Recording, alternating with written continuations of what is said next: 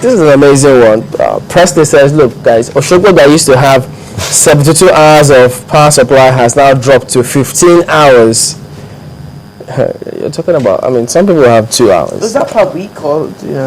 Uninterrupted at that, and so you can imagine. Well, you should still be celebrating. Well, we've got Goody Uwazurike joining us this morning. He's the lawyer and president of Akai Kenga. Thank you for coming on today. Thank you.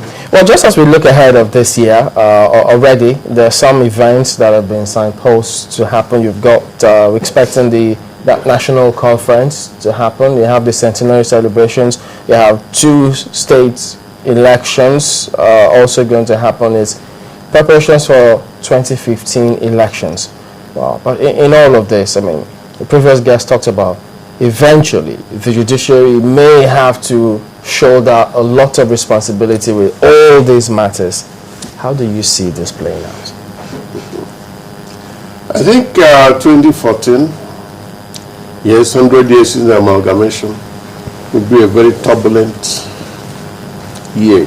Or challenging? Or turbulent? The word turbulent. Why? How? There are so many things that have been carried over from 2013.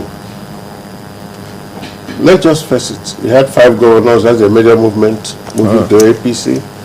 Then we have APC already unsettled before the 5 governors moved in, unsettling it further.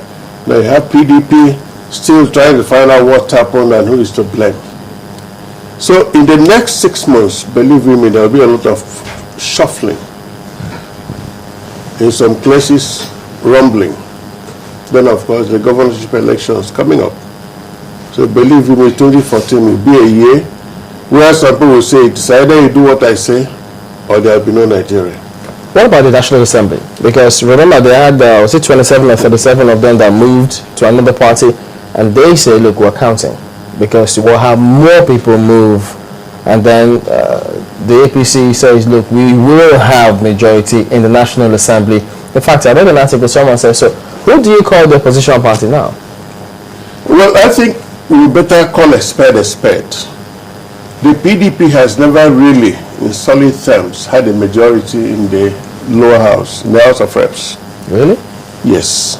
On paper, many of them were PDP. But in practice, many of them were loyal to Asiwaju Bola Ahmed Tinubu. You have to face the truth. You know, Bola Ahmed Tinubu, yes, before the merger and all these things. No, but they installed the leadership of the House of Reps, not PDP. PDP's candidate was from Oyo State. That was a concession to Obasanjo. But Bola Tinubu, being a very smart politician, knew that Northwest had a crowds. But some would disagree and say it was a house that was they were an independent house. That's the word I was actually looking out for. An independent house, for the first time in the history of our politics, said to itself, look, let's get our own leadership.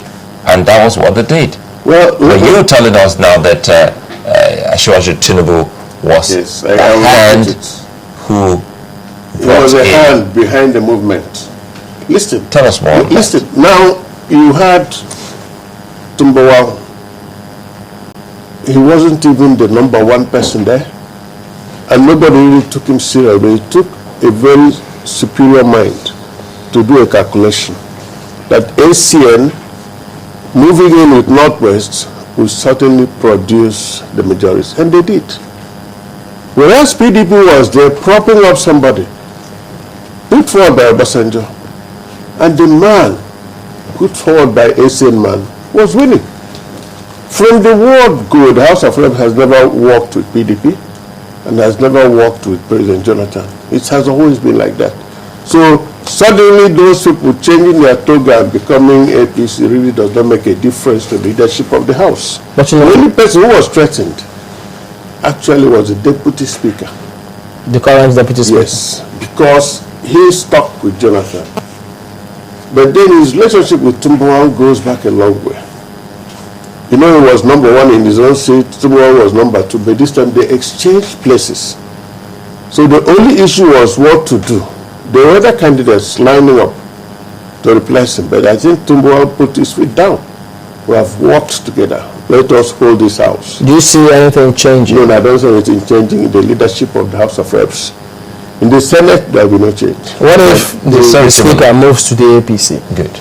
The Speaker, sorry to say, it has never really been seen as a PDP flag bearer.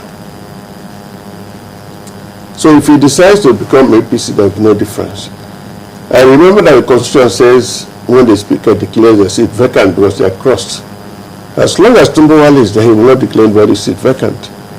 But there may be a problem one day. Neither the Speaker nor Deputy may be presiding. They have a Speaker pro tempore, and then he declares their seats vacant. And we saw hold. That's a big if. No, it happened in Plateau State. That was the Speaker. One day, the deputy got about 9 or 10 people. They declared the seat vacant. Yeah, but to do that now, that's why some say it's going to be difficult, because you have to have that quorum to elect a Speaker pro tempore before you elect a substantive Speaker. Get a quorum any day. Even as they are changing alliances on a regular basis. You can get a quorum. You can.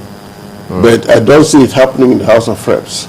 Oh, okay. Because they seem to work like a team. Okay, I'll just tell you. The ground of all members in the House of Reps for some time has been that the constituency allowance has not been forthcoming. The constituency projects have also not been forthcoming. The one for the last quarter never came. So whenever you see them getting angry, go and look and find out why. Because those constituency projects are supposed to go around all constituencies. If you give to A, you must give to B. So will the executive not be shooting itself in the foot? Yeah, they did. And they promised them that they will carry it over to the first quarter. Wow. That was the promise they made to them. Most people didn't notice that.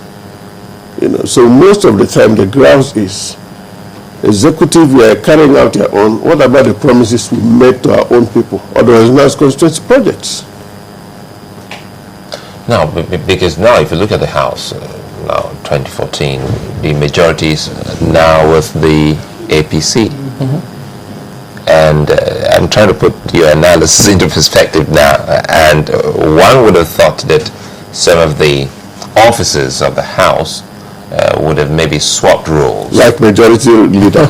But that hasn't happened. No, and it may not happen. Why? They would rather work as a team. Oh. There were a lot of meetings in early December, about a month ago. They held several meetings on what to do. Now that any executive bill coming from Jonathan, we have a lot of difficulty passing through there. Who presents it? Is it the lady, legislator from Oyo State, or are they going to get somebody else? But wait, how will it happen how will they carry on if you say, look, we are now the majority in this house, and then the person who's supposed to be the majority leader is referred to as the minority leader? How does that happen? Well, I think it's a unique arrangement, but also don't jump the gun yet. APC is still work in progress. Don't forget it. Nothing is settled. Not the chairmanship, not the flag bearer, not the secretary anymore. Before the emergence of the 5 governors, remember what happened? Said ACN will produce chairman, the speaker, the PRO, the public secretary, and the national leader. Then ANPP will produce secretary, deputy chairman, among others. What of CPC? Only produce deputy secretary.